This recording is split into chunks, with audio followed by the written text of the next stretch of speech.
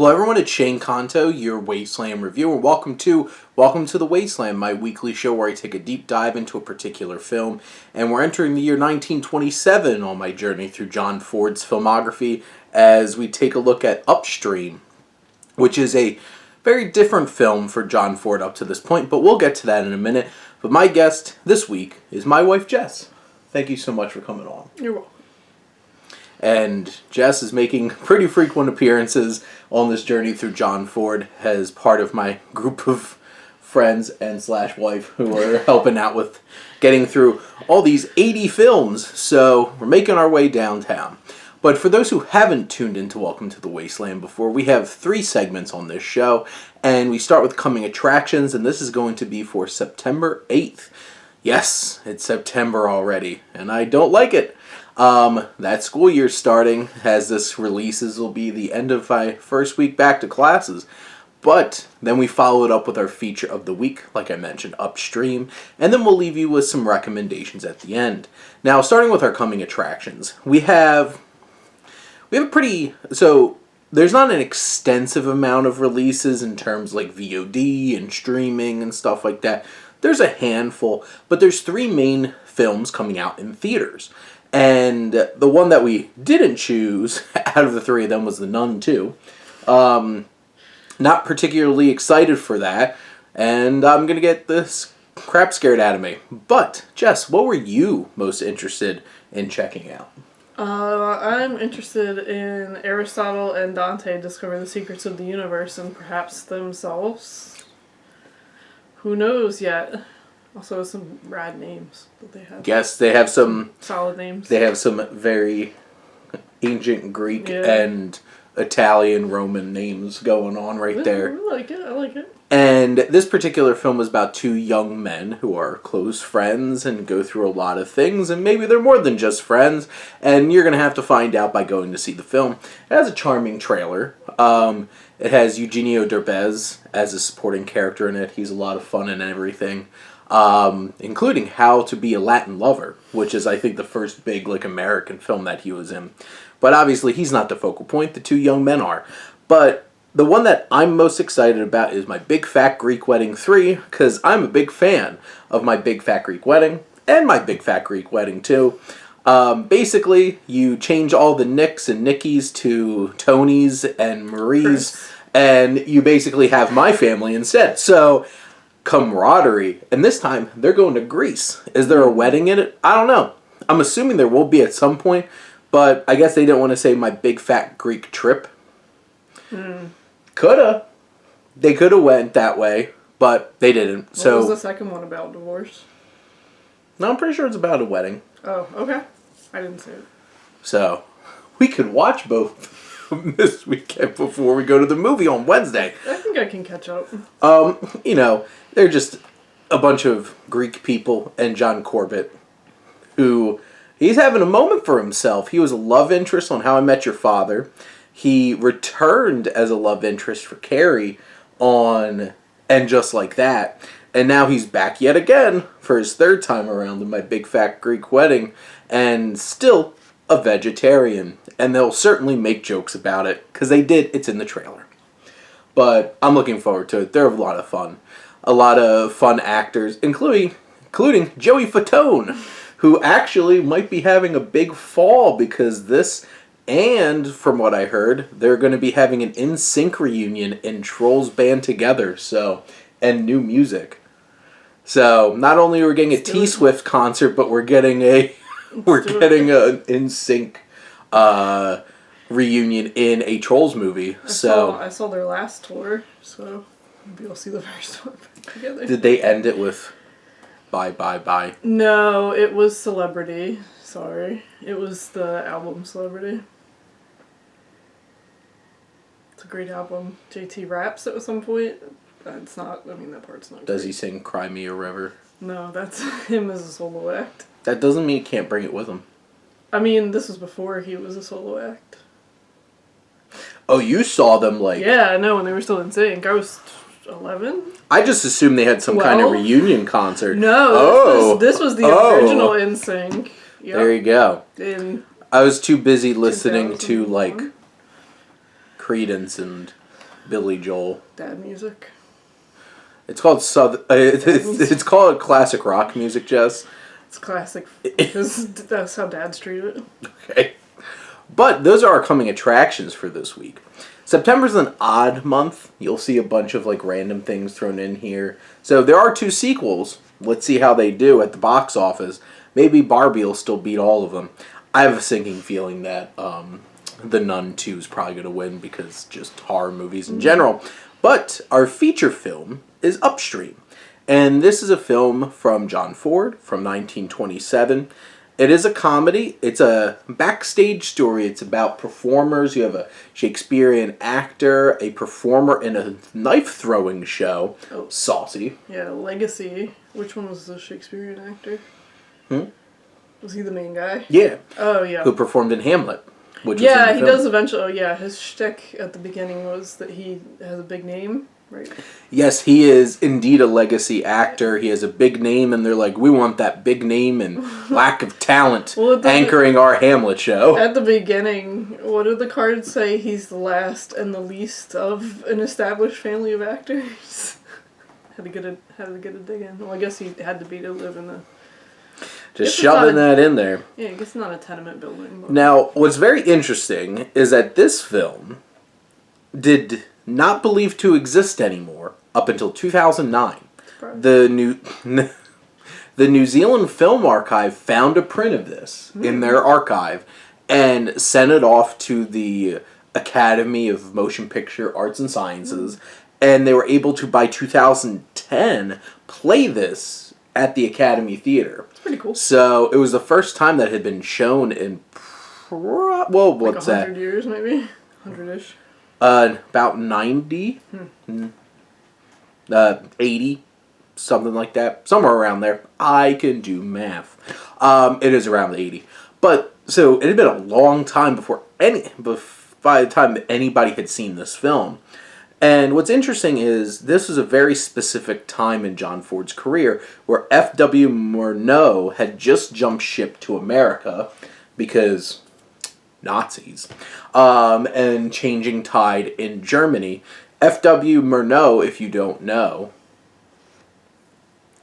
you can take that rhyming. And, yep. You Good like job. that? Good job. He was a very famous director in Germany. He made Nosferatu. So this was a big deal, him jumping over to America. And John Ford was highly influenced by him in ways, including the use of forced perspective and, to get this right, chiaroscuro lighting, which is to focus on very, very dark shadows, very bright lighting, trying to go for a very unnatural contrast, which is pretty common in, like, German expressionism. If you've watched anything from, like, Nick Cage's favorite film, The Cabinet of Dr. Caligari, I'm just convinced that's his actual favorite film, and not just... He answered on one of the AMAs he did, and I forget what the answer was. I just remember his favorite films of his own. Of his own films. Yeah, which he was not in The Cabinet of Dr. Caligari, no. That film, like, you could tell from, like, those German expressionist films, like, that's a pretty big, like, usage of lighting and darkness and stuff like that. But you have this film, all taking place in this boarding house with a whole bunch of crazy characters. But Jess, what were your general thoughts on Upstream? I thought it was fine. They were doing pretty well with the racism until almost the end of the movie. Maybe like 3/4 of the way through, but they didn't have any blackface, so there's a point in that category. I thought it was funny. I mean, there were definitely funny parts. Mm-hmm. It's definitely dated. I mean, there was a lot of stuff that I had to like look up. I forget what the one phrase was, but I was just kind of like, what does this mean? I looked it up, and you know, some of the stuff's a little problematic, like them forcefully kissing the one girl a couple times. It's like, we don't love it. But it wasn't okay in 1927, but it was accepted. It was funny. So like, so they have the same black actor who was in this Shamrock Handicap, and he's also playing someone who has a mental. Yes. He was probably disabled in some way. Yep. So it's and the thing is, they're played for laughs a lot of the time, and that's not great. Or not even close to great. It's pretty bad. There's even a point where they're, like, standing while somebody's practicing the knife throwing, and, like, it looked like it legitimately almost hit the actor in the head. Well, so, that was the point where he was like, I'm done with this, in a very stereotypical accent and manner of speech. And, like, that's not great. So there's definitely some... It's aged. There's definitely some aged elements to this. One thing that hasn't aged was struggling for your rent money.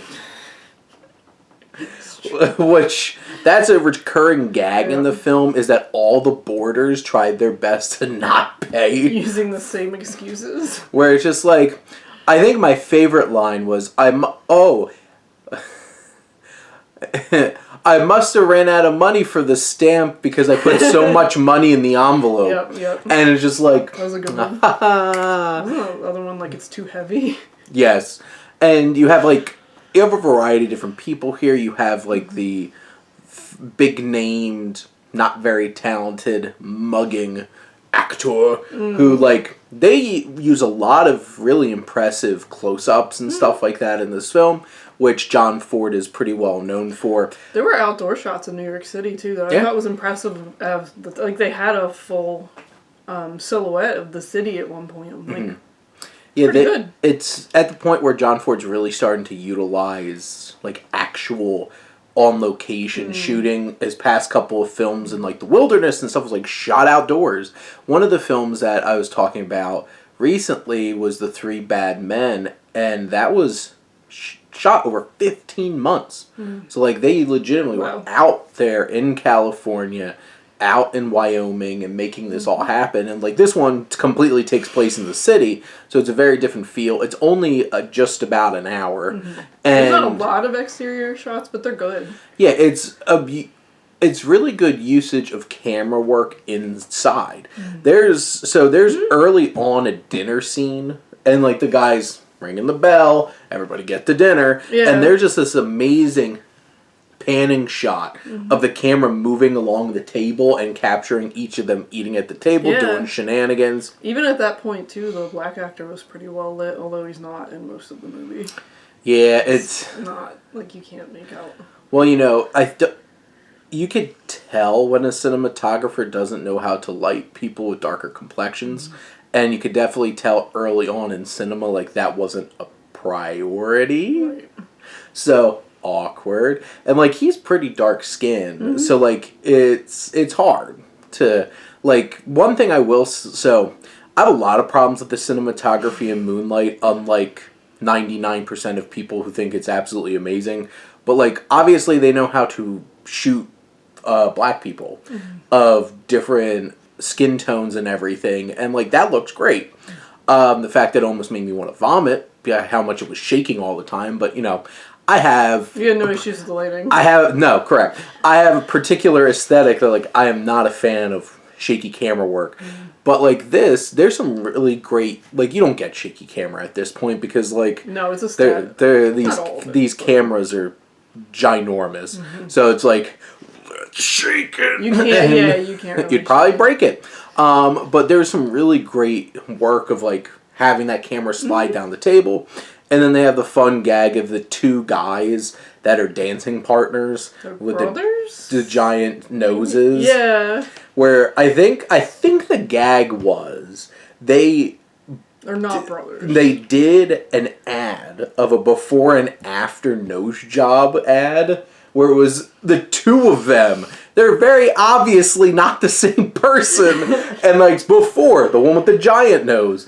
And then after, the one who has a slightly smaller nose. I'm just like...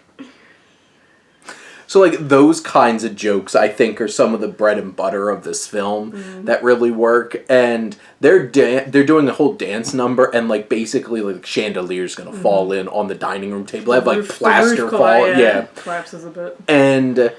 you have this love story that I don't, like, I think from a technical standpoint and a humor standpoint, I did really enjoy this movie. I didn't really care about this main character. No, it was I didn't really minor. care about the romance. Like, I didn't care that he had feelings for this this performer who seemed lukewarm at best. Yeah. So, like, it wasn't something that was like a big selling point of the film for me. Yeah. I thought they both did their jobs as actors, making their characters come to life really well. Because, like, that main actor, just mugging at the camera all the time, he did a really good job. And she was very charismatic. She was really selling her whole look too, because she was like wearing suits and stuff like that. She looked like a woman from the 20s, a fashionable young woman. Yeah. Curls or the weaves were chef's kiss. Looked great. Makeup So, like, was great. yeah, the makeup and the hairstyling and stuff like that really worked in this film. But I think one of the coolest scenes in the film was when they showed him performing Hamlet. And the effects they were using on the stage, it was only brief, and then in his mind, how he saw the audience was distorted and creepy looking, and it was very German expressionist. And I'm like, there's the more know of it all. And he's out of his element, too, because he's a terrible actor. Yes, so, like, in his mind, like, this is a horrifying sight of the people out in the audience, but they're all... Yeah, I was going to say, when they started clapping, I was like, wait a minute, I don't think they're really enjoying themselves. They're doing it. Well, They were. Everybody gets like a 10-minute standing ovation at Cannes, so it's like one of those kinds, like one of those things where it's just like, let's clap, it's over. Well, there's that thing too in psychology where the more anxious or afraid or upset you are, the more likely you are to rate faces that are neutral as angry or scared or sad or upset. Well, and that they do an interesting thing there with that, and then just like the effects on the stage when he's performing briefly in Hamlet was pretty cool too. There's strange coloring. There's like because I think it was the scene where like he sees his father and he's a ghost, so you have to have some kind of effect to make him look like that. But overall, I think this was a fun movie. It's not a huge undertaking since it's only like 50-something minutes. So it's not like you're sitting down for a full feature-length film either. There's some really impressive technical things, so if you're into film, it's something that's at least worth checking out. But I don't know how much this is really going to connect with modern audiences as well. I'm very interested to see once we get into the 1930s, well, and especially talkies, and once we get to that point. I know I have a film coming up very shortly that'll be doing one of the first weeks of October, has Spencer Tracy and Humphrey Bogart in it. People I've from heard John of. Ford. So it's like, like the last film had Janet Gaynor, who's the first Star is Born. But, she was the one dating the two sailors, and then, like, tries to flirt with a cop, and then poof, gone until, like, the last 3 minutes of the movie again. So I don't think Wasn't important anymore. She didn't have a big part in the movie. But, Jess, do you have any other thoughts that you want to throw in there about Upstream? No. What would you like to recommend to people, then? I would like to recommend getting a library card from your local library, if you don't have one, and downloading Kanopy with a K. I've been finding some of them schlocky, but some of them not documentaries. There's one, I think it was called The Endurance by Liam Neeson, and his voice is just very calming as he's telling you about this horrible, unfortunately horrible journey that the crew of the Endurance had going across the Arctic. Sorry, I've been learning about the Erebus and the Terror too. The Franklin expedition definitely was the Arctic. I know at Ryder we have access to Kanopy now. Yeah, that's which nice. Is awesome. You have access to Rosetta Stone too. Oh, they do have that through. We have that through our library too. There's a lot of stuff in there. There's day passes for libraries. Go support your local library. Yes. It was free for me. It's not. I found out not all of them are, but it's worth it. And just to preface it though, so we live in Mount Laurel, which is a very nice town that has a lot of money. So we definitely have access to Kanopy. So make sure to check your local library first to see if they actually have access to it. But there's so many. But yeah. They don't. Oh, okay. So, like, Ryder didn't get it until, like, last year. Moorestown does, too, but yeah, you're right. Well, Moorestown is also a very affluent town. Rich. So, if you have access to Kanopy, there's a lot of great things on there, especially for cinephiles. They have a lot of great foreign films, art house cinema, independent films. They had Dear Zachary, and I was like, oh, do I want to hurt myself again? And documentaries, obviously. So, my 3 films that I always like to recommend. So, starting off, number 1, new film, which is Ernest and Celestine and a trip to Gibberitia. And Jess and I watched the screener for this, and we'll be doing an episode of the Scribe podcast, Wasteland Collide, centered on this with Monsters, Inc. So, shameless plugs all around. But this is such a lovely, charming film. And I really like what they did with the story in terms of taking us to Ernest's home, which was a beautiful place full of music, and now is an authoritarian hellscape. It's definitely not Russia, guys. So they're definitely Russian bears, and I really appreciated that, and I think they handle it well, and I loved it. Number 2, Win It All. So this wasn't technically off of my watch list, but it was something that I hadn't watched before, that I will be doing an episode of Wasteland Collides with Jeff, one of my collaborators. So this is a Jake Johnson comedy on Netflix about he's a gambling addict, and he's entrusted with a bag of money that he winds up blowing because he's a gambling addict and is trying to get his life back on track. I'm starting to become a pretty big Jake Johnson fan. I enjoyed him in this a lot. I love him in Minx, which is a great show that was so poorly canceled by Max when all those changes started happening. But luckily, I think its Stars picked it up, so they have the 2nd season. And I felt like I got gut punched this past Friday watching the most recent episode. And as this episode releases, the season finale will be available too. So I'm excited about that. But Win It All, I thought was a pretty charming and fun film, and I think Jake Johnson was really good. And then one of my rewatches of my own films, I will be doing the October episode of the Wasteland Vintage Roadshow on Mad Max Fury Road. And every time I watch it, I have an amazing time because it's exhilarating, it's exciting, it's so detailed. And it's crazy that film was all made from storyboards and didn't actually have a script. And it's bullshit that Junkie XL Tom Hulkenberg did not get nominated for Best Original Score because the Academy sucks. But I'm not bitter. Nor am I bitter about George Miller not winning Best Director for it either. Or winning Best Picture. So I'm just bitter. But those are some recommendations for you. And that's a wrap on this episode of Welcome to the Wasteland. But Jess, thank you so much for coming on and talking some John Ford with me. You're welcome. And thank all of you out there for always tuning in and supporting your Wasteland Reviewer.